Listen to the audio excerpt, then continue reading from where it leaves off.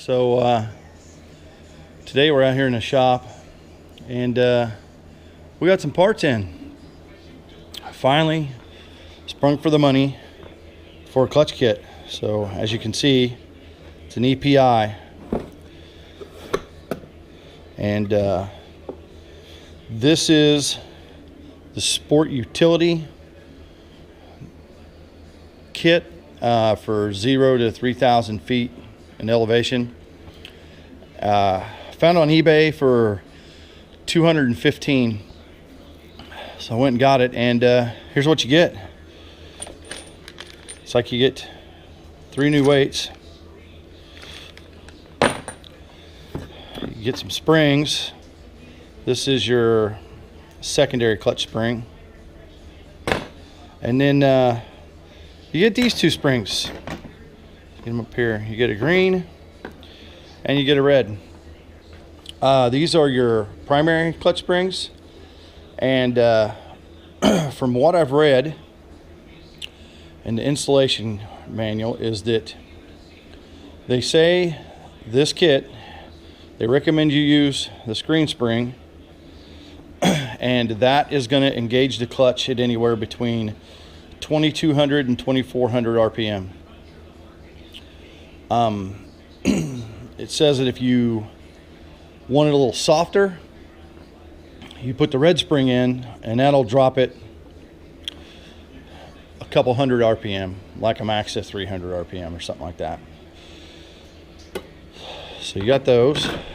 And then let's see if I can get this out of here. Oh, sorry for the shaky here, guys. All right, you get a brand new billet helix. So there it is. It's a nice nice chunk of aluminum. As you can see, there's 2 holes there. One's marked 1, and the other one would be number 2. I'm not going to do a video on installing this kit because EPI has actually got a video on YouTube for this particular 570, and I can't beat that video.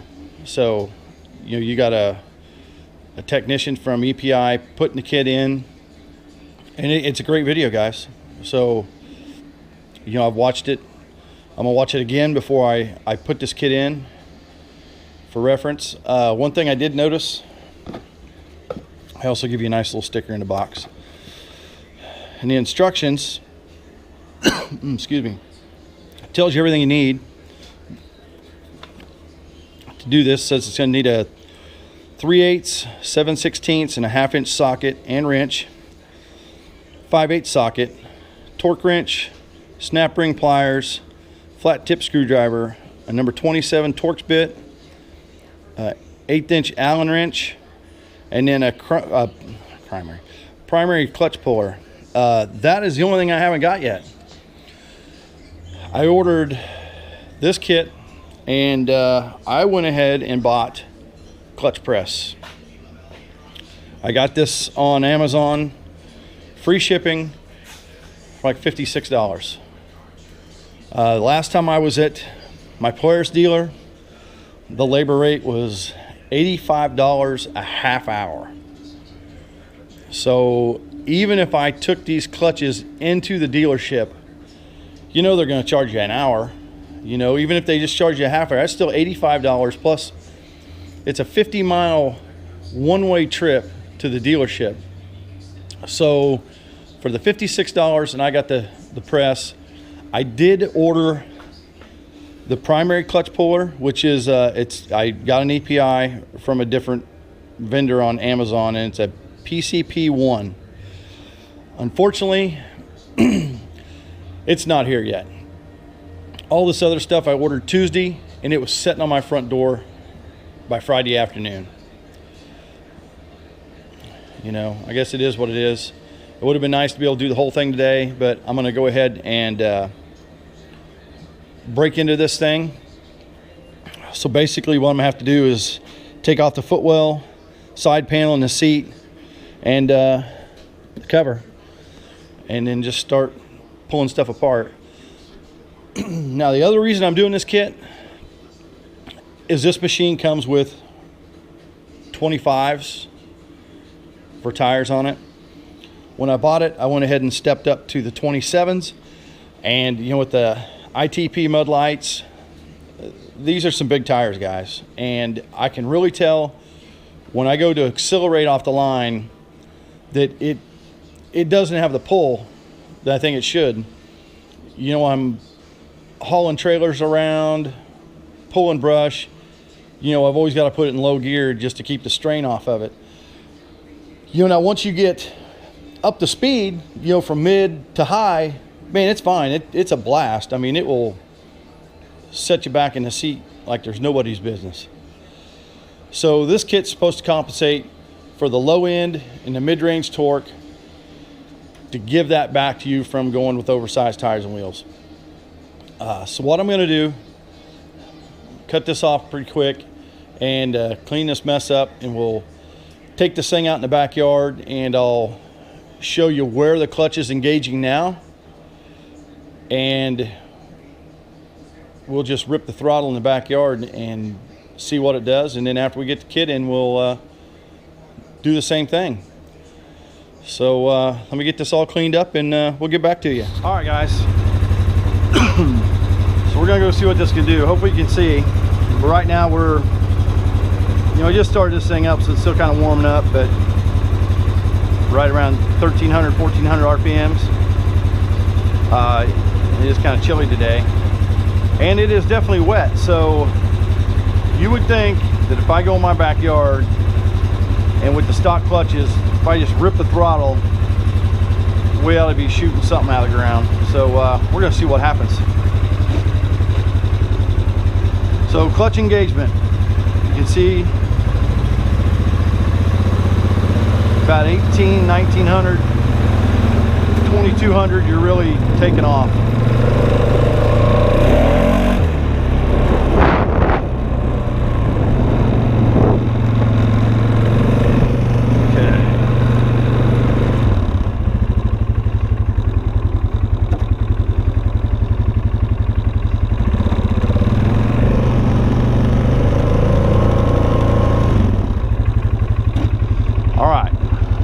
Wide open.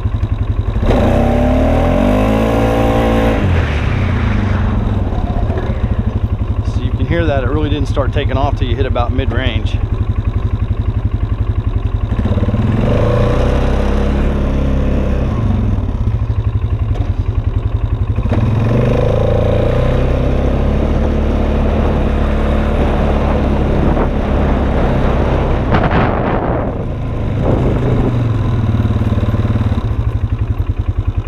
Spun nothing, so it didn't even spin the tires in high coming off the line, maybe just a bit.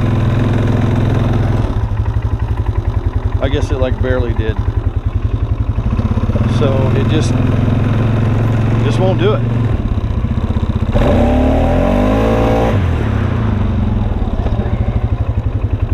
Doesn't get much,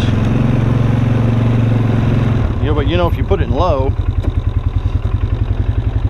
scoot back a little bit, you can get the wheels off the ground. That's about it. You can't hold it there, and you should be able to do that in high. One other thing I want to mention on here before I get off is I was having some trouble ever since I picked this thing up. When I went and bought the machine, the battery was dead on the showroom floor. You know, I didn't think much of it, and kind of ever since I've had this thing, it's kind of been kind of doggy starting, and a lot of times you could hear it. It was kind of like the starter was engaging, but it didn't have enough power to roll the engine over.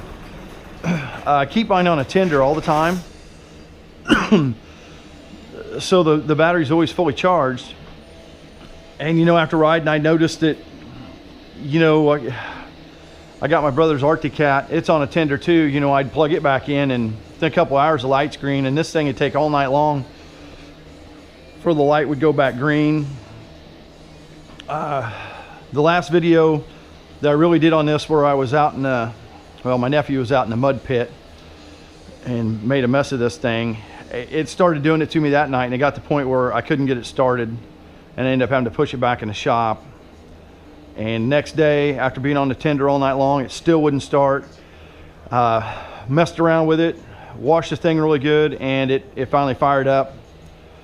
Had it on the battery tender for 2 weeks, and I went out Thanksgiving Day. I was gonna make some more videos for you guys, and I got it on the trailer, I got it off the trailer, I went over and parked it, let it set for a bit, and came back, and it was doing the same thing. And it's just like a lot of people said, it's almost like that the engine is stopped at top dead center, and it just won't push it down. I did the test, you know, I took a voltmeter, my stator's charging, the regulator's fine, even the battery was showing that it had 13 volts to it, but it didn't have enough to crank the engine over.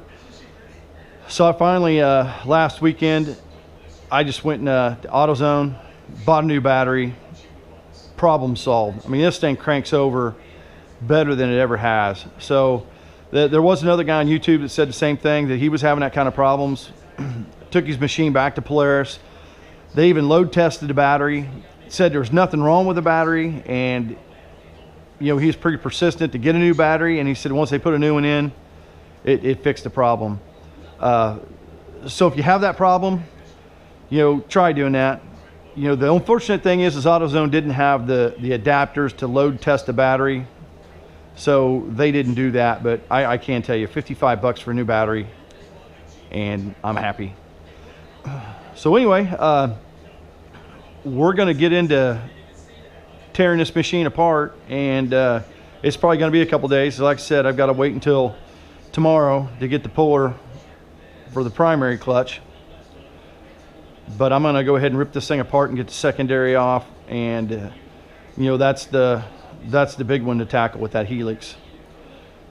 And once we're done, we'll go back out in the backyard and see what it can do, and kind of see whether the clutch is engaging then, and kind of tell you what I think about it. All right, you guys have a blessed day. We got the kit put in. It's been a couple days though. Kind of ran into, well, by the time I got done last night, it was too late to really make a video. So we've got it in, and it's running. So we're gonna see now. You know, last time when we looked at this with the stock clutches, the clutch was engaging, you know, the belt at about, what, I think 1800 to 2000 RPM. This thing's supposed to engage, you know, around 2400, and it's about there. So we'll see how it goes here. All right, so right at about 2400 RPM.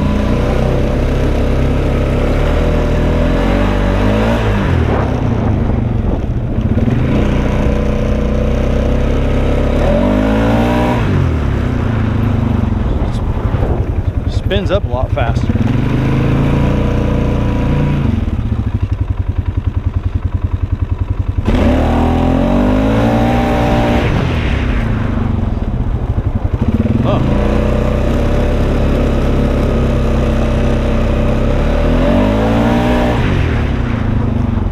Well, it definitely seems like it's got a little bit better punch. Of course, in the grass, it's still not ripping anything.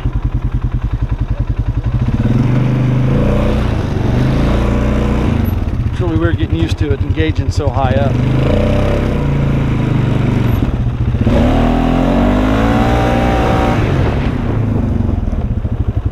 Wow, that works. It does have a lot better acceleration. Notice one thing too, there's no more chatter in the rear end of this.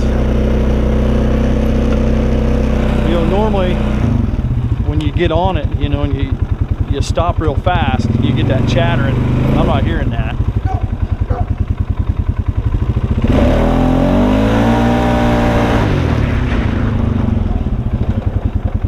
Well, that kind of pulled the wheels.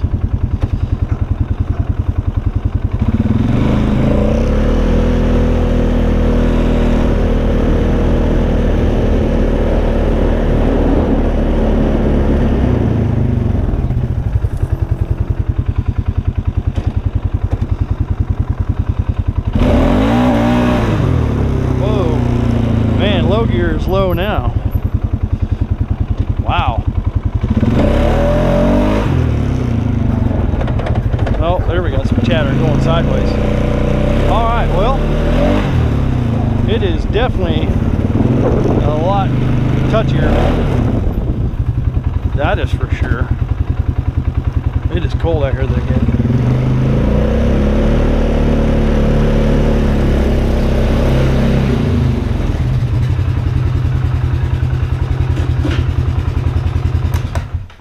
All right, some final thoughts here. This kit really, if you know, going into it, it really wasn't that bad. I mean, getting all this stuff off of here, it took me maybe 15 minutes to get the plastic and the cover and get down to the clutches. You know, once I did that, you know, the secondary clutch, which is the back clutch, you know, it came right off. You know, I had to have the puller for the front one. I didn't get it until yesterday, and there was no problem. You stick that thing in there, and it pulled it right off. I don't know if I still got it out or not.